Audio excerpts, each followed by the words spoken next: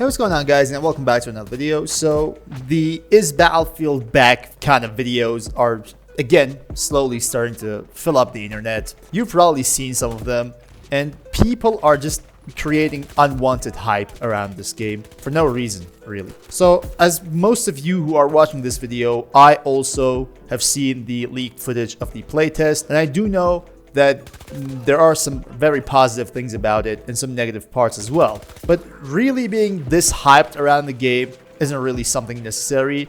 And I do believe some of the content creators of Battlefield are making unwanted hype only for views, which is not something cool in my opinion. However, today's video is not about those kind of stuff actually. DICE actually released some information about movement and gunplay right after the playtest, and I didn't really cover that small article only because the leaks were coming out and we had some evidence to talk about compared to what DICE is trying to tell us, which is some complicated writings on some simple matters. I've been reading through this article and it's kind of odd, but it's hard to understand what they're trying to say. They try to play with words in a way that it's not kind of obvious what they want to say, and I don't really know why that is, because they could just easily show us just a few examples, like visual examples, and understanding this article would have been much easier. But even though it's a bit complicated, there are still things we can discuss about. So as an example, we've got crouch sprint, we've got combat dive, which is, in my opinion, just ridiculous in the Battlefield game, and we'll talk about that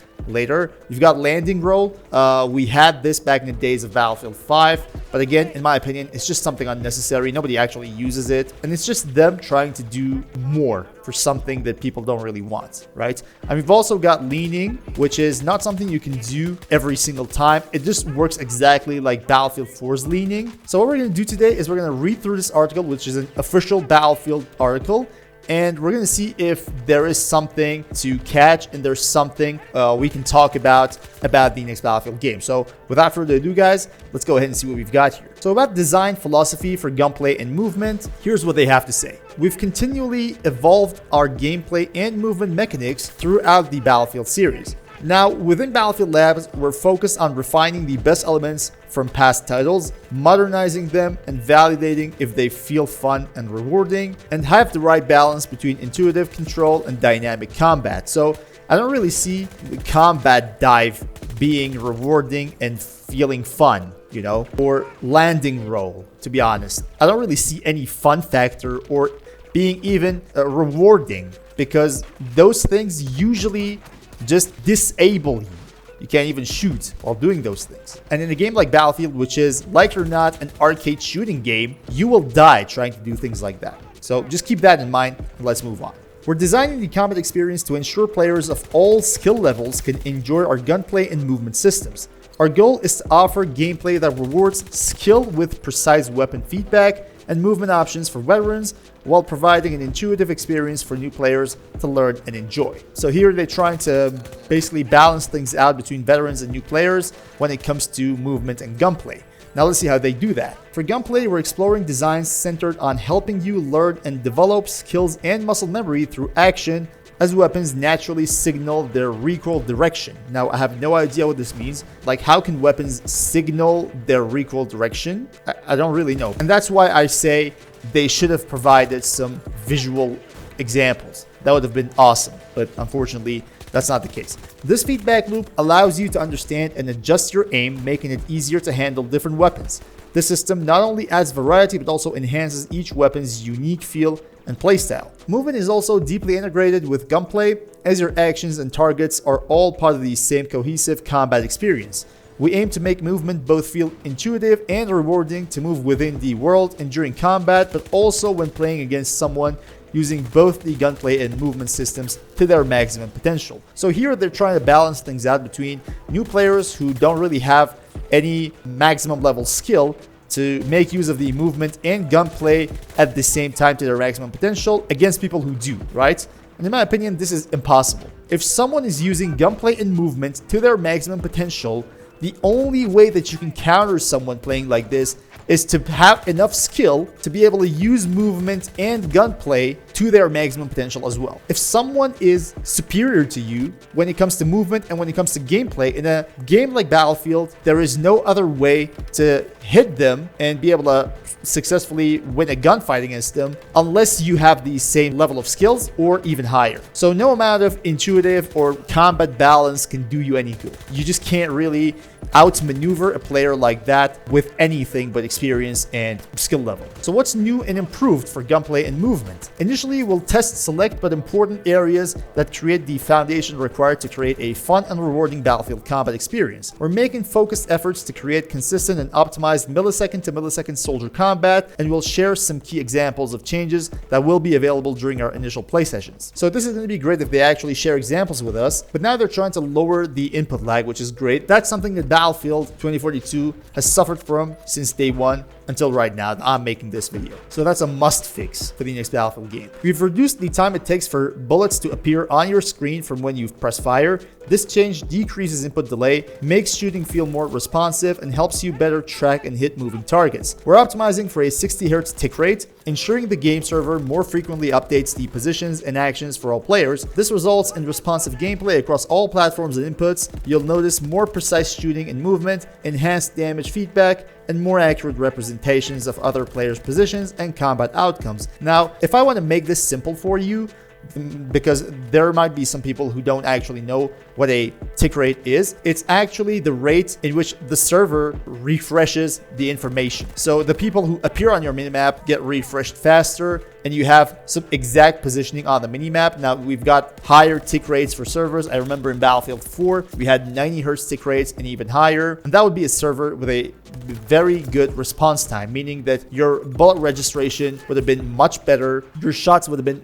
much more precise, and just generally speaking, you would enjoy an experience which is millisecond to millisecond, as they want to put it. So the higher the tick rate, the better the registration. You can kind of assume this as a refresh rate for a monitor. So the higher your monitor refresh rate, the smoother it is. The higher the tick rate for a server, the better and responsive that server will be. So this is what tick rates actually represent. So they're trying to make the registration issues that 2042 had actually go away. We'll adjust the recoil system to make the different weapon types feel unique when firing them through enhancements to gunplay recoil, camber shake, and firing settles. Each shot's recoil direction now matches its gameplay angle. The weapon visually stabilizes the more accurate your handling is, making you feel like you're actually firing and controlling the weapon. Now, there are two important points here. First of all, I don't really understand what they mean by each shot's recoil direction now matches its gameplay angle, but I have some assumptions. Probably what they mean by this is that wherever you look, wherever your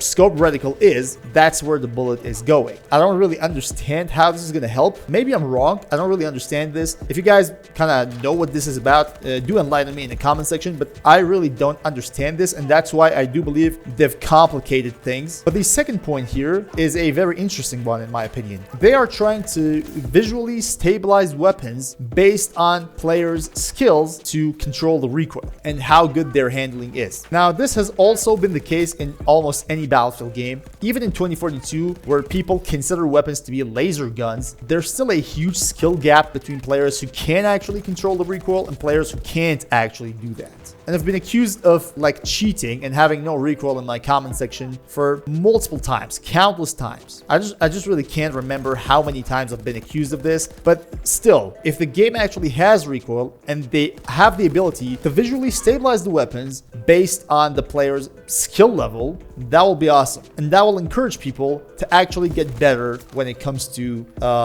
controlling those recoils. And this was a huge problem with Delta Force in my opinion, because controlling recoil in Delta Force was all about unlocking the best attachments, which shouldn't be the case for Battlefield at all. To evolve the movement system, we've revamped animations and reintroduced movement features such as crouch sprint, combat dive, and landing roll, and added visual indicators to make it easier to understand when movements such as vaulting or leaning are possible. So this little paragraph here actually says a lot when it comes to what their mindset is making this new Battlefield game. First of all, they're speaking about leaning and vaulting. So this actually tells us that we're going to have visual indicators for when we are able to lean. That is very good because leaning in Battlefield should always be like that. So you should always be able to lean in only certain situations. Not like the Rainbow Six or Delta Force where you can manually do the leaning. In my opinion, that's just ridiculous for a Battlefield game. So that's good. They're actually returning to Battlefield 3-4 era when it comes to leaning. But here, we're talking about combat dive. We're talking about landing rule. Now, I mean, you're seeing landing rule right here from Battlefield 5. This is ridiculous, man. Nobody actually used it back in the day in Battlefield 5. And in my opinion, if this is going to be in the main game,